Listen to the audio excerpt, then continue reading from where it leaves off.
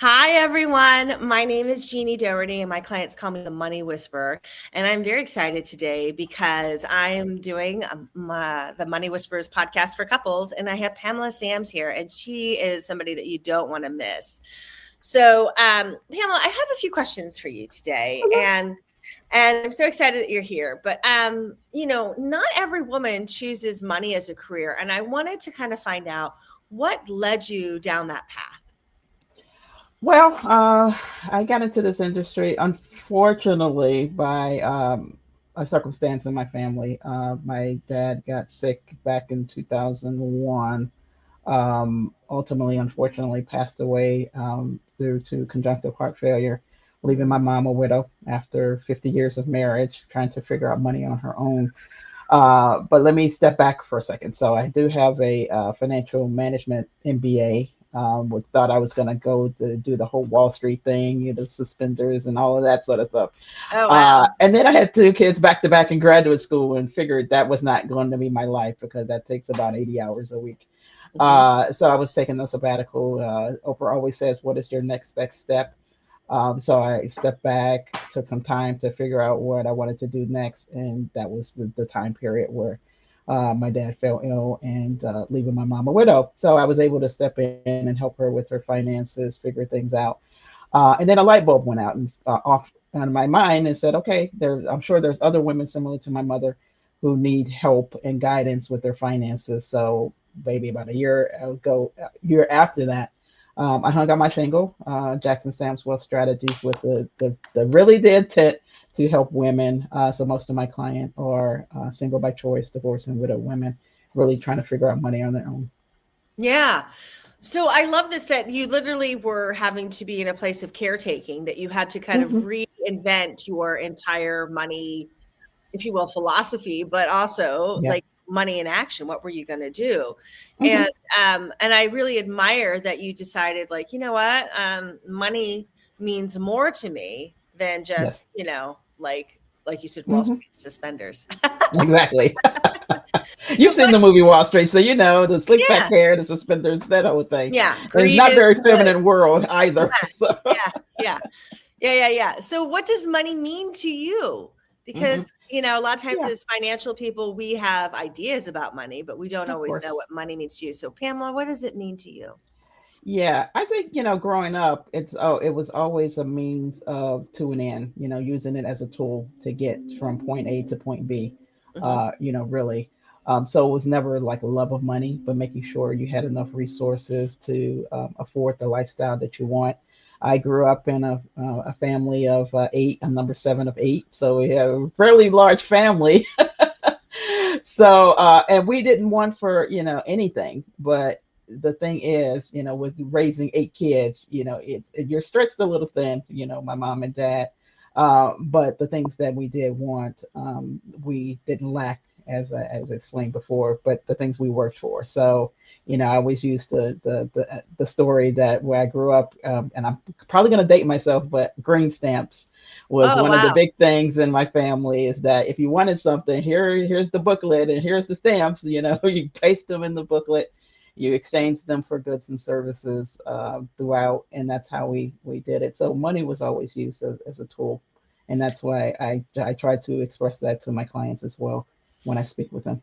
Yeah, and I love that sort of really practical sort of piece of it. It's like it's not full of a ton of emotions, maybe for you, but you know that money is, the whole point of it. It's a tool. It's something you can use. You can build with it. You can create with it. You can pay off debt, but you can do a lot more when you need it. So, Hmm. but I want to get a little more, a little more juicy, a little more personal here. Okay. Has there ever been like a financial decision for you yourself that kept you up at night, kept you just like maybe second guessing Hmm. yourself? Because Yeah, even yeah. experts have their moments. Of course, before I consider myself a financial guru, life was hard. Right out of college, I went to school and I moved from away from my family. Had a young child at the time, just trying to figure out. My husband was in grad school. I had a little part-time job raising a child as well. So the coins were a little lack. So those were things. Hey, how are we going to make it? Like I said, I had moved away, and it was a decision, do I move back home, with family? I've moved from, Missouri to, St. Louis is my original home, to a Yeah. job in Pennsylvania for a little bit before I went to graduate school.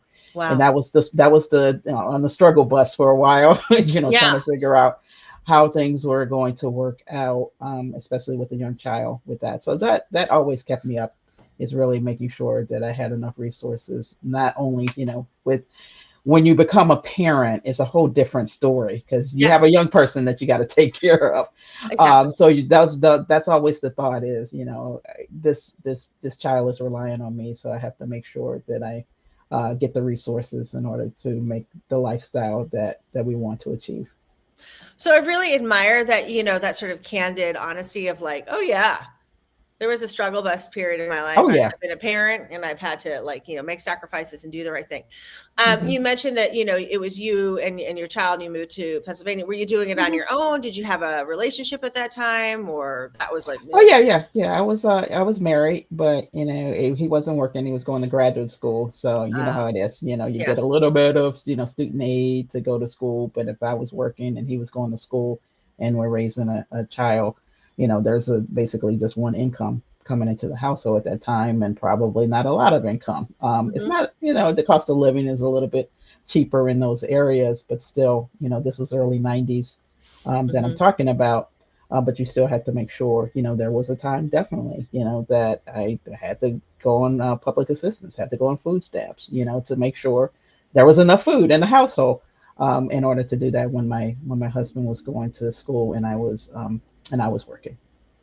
So again, that's so like I love the clarity of like, yeah, we had an income, but it really wasn't like we were making big bucks. And my Hmm. my husband was going to school because that's the whole point. Is the promise is to get what Correct. to get further ahead Yeah, in your to life. get further ahead, and yeah, and to make more. You go to school with the Mhm. with the intent that eventually you're going to get a career that would pay more. So yes. Yeah, yeah, I love that, but and I so appreciate you just like, oh yeah, so to public assistance where we needed it Hmm. because that was just what it was, and Yeah. and I feel like that level of clarity is so powerful because so many people do not know what to do, and so they just take all the responsibility, put it on their back, and then they can't Hmm. make it anyway. And so, yeah. Yeah, and that becomes very stressful, trying to take on the world on your own, thinking people need people. That's what I say. So Yeah. don't be ashamed that you can reach out to somebody, talk to someone, friends, family, a professional if you need Mhm. to make sure that you are sharing some of that, because once you put all of that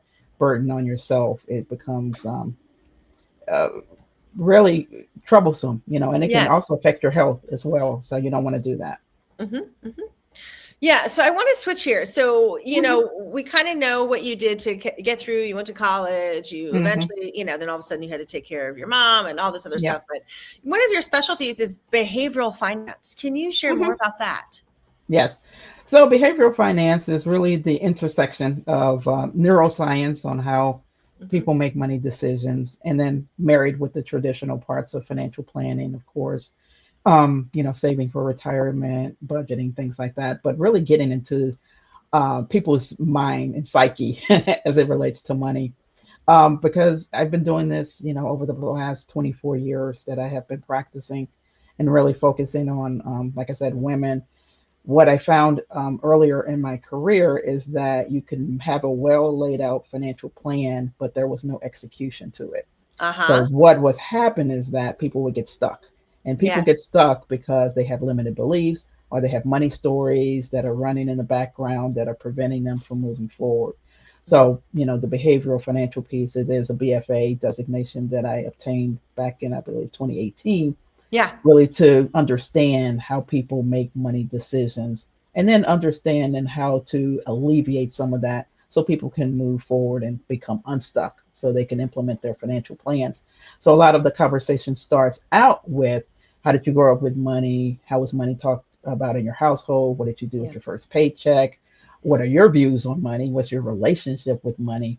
And understanding that in order to lay that out first. So a lot of the first 2 or 3 meetings are really just kind of getting through a lot of the personal, the behavioral finance piece. What are your values, and Hmm. how does Hmm. that tie into your goals, and how does that tie into your behavior? in order to move yourself forward with your financial plan.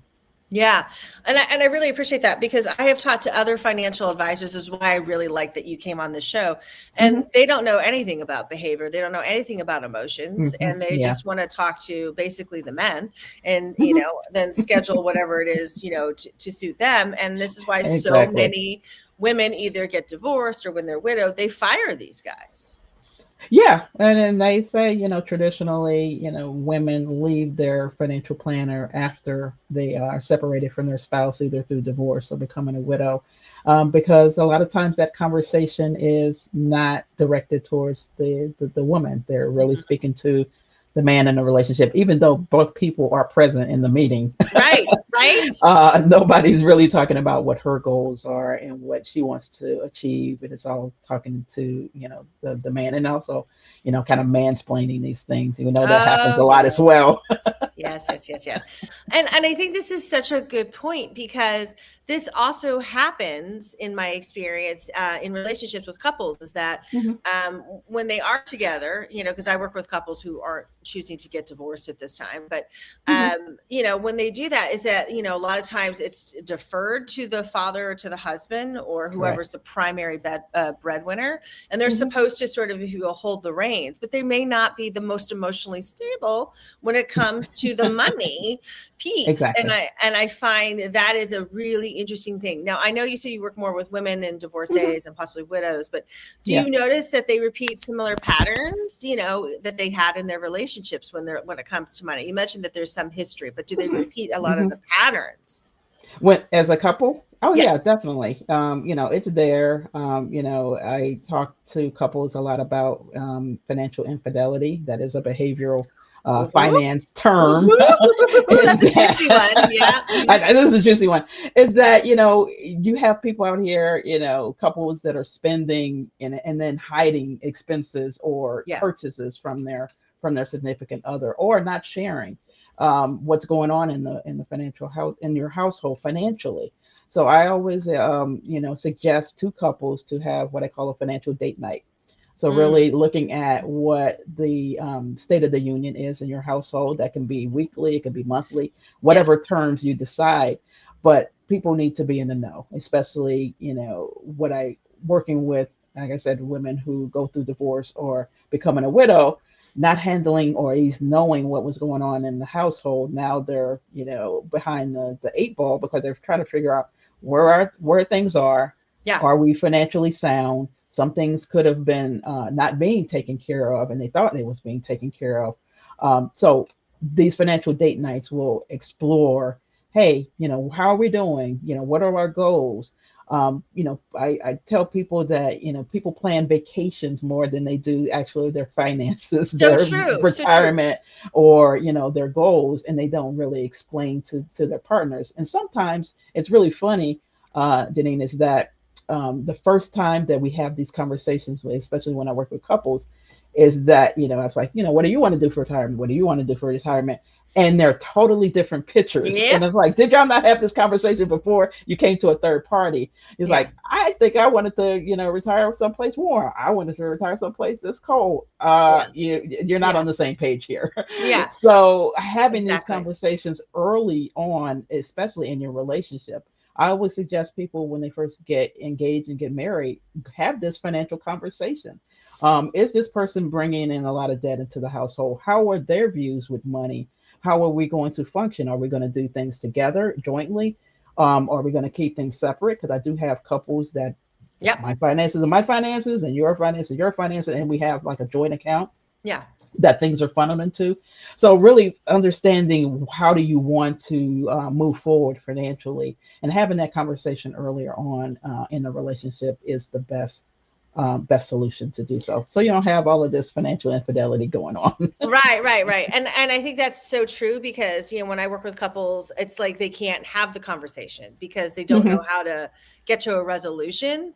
They're Exactly. constantly stuck with, like, well, what about if I want to stay? And so, like, part of this role as caregivers, to back up a little bit, but many times Hmm. as women, we are asked to sacrifice, whether it's during our childbearing years or when it's getting closer to our own retirement, to take care Hmm. of other family members. And so that might Correct. mean that you may have to, quote unquote, retire a tad bit later than your Hmm. spouse or your husband. And why is that? Because you didn't have the money, you've been doing this, you've been doing that. And Hmm. a lot of times husbands, or just other spouses and perhaps who are high earning, don't Hmm. get it. They're like, but it's time to go. And they're like, no, I built a life, I have Yeah. friends, I want to still take girls trips while I'm still healthy, I want to do these things Hmm. because, yes, of course I want to spend time with you, but I'm not your entire social support team, like we're going to go everywhere and Exactly. do everything. And women, my experience overall, do not want that. They do not want to have to babysit their husbands through their own retirement, and that becomes a real problem. It So becomes a real problem that, working with couples that I do is I have that you can amass, kind of the money part of the retirement, let's say. yeah, yeah, But nobody really explains or really plan for the what am I going to do 24/7, and now what am I going to do 24/7 that both of us are in the household. That's a whole different dynamic. You're yes, 30, 40 years from maybe, when you first got together. And now what does life look like? You're going to have different interests. Like you said, you're not going to babysit your husband or vice versa. You right, want to have your own hobbies and your own, things that you want to do in there. And sometimes that is a little bit of a conflict. Just right, for example, I have a couple that, one likes to travel. She wants to go out, do cruises and stuff like that with her husband, not just her girlfriends. And yeah. he's like, I just want to stay on the couch and, Netflix and chill. There you go. There That's you what, go. he's like, wait, I thought we have all the time in the world to do the things we want to, and you just want to sit around. And so Yep, you have to have that conversation as well. And so it absolutely. is a really going through a kind of a checklist on not just the money piece, but hey, how are we going to fill our time? What are your interests? What are my interests? What can we do things together? What can we do things, you go out with your guy friends, I go out with my girlfriends, and we Sure. would have that, those things that we do.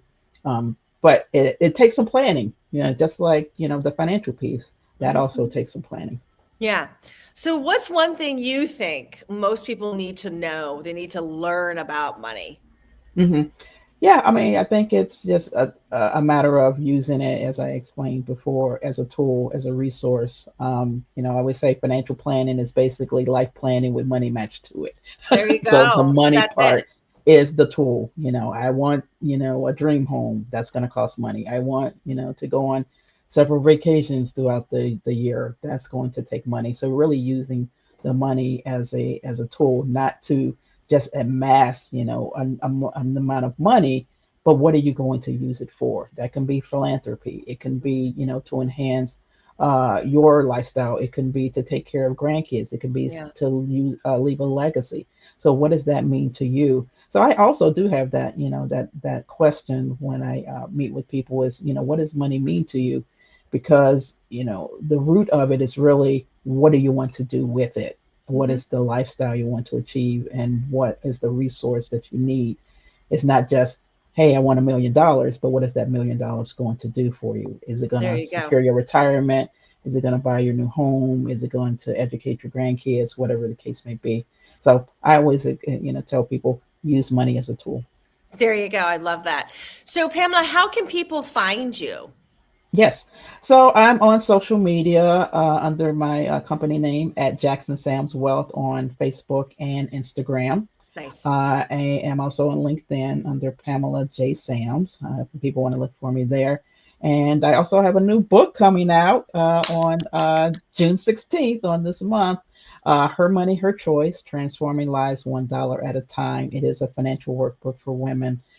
It will be available on Amazon starting June 16th, and I am super excited about it. It really goes through starting with that money mindset part of it, the Yeah. behavioral piece. So chapter one starts from going from broke to bougie. That is chapter one. Ah, I love that. Hmm. So you got to start there with your money mindset, and then Hmm. everything falls into place from there, how to build wealth and how to leave a legacy and things like that. So I'm super excited about getting that financial workbook in the hands of women. Yes, so cool.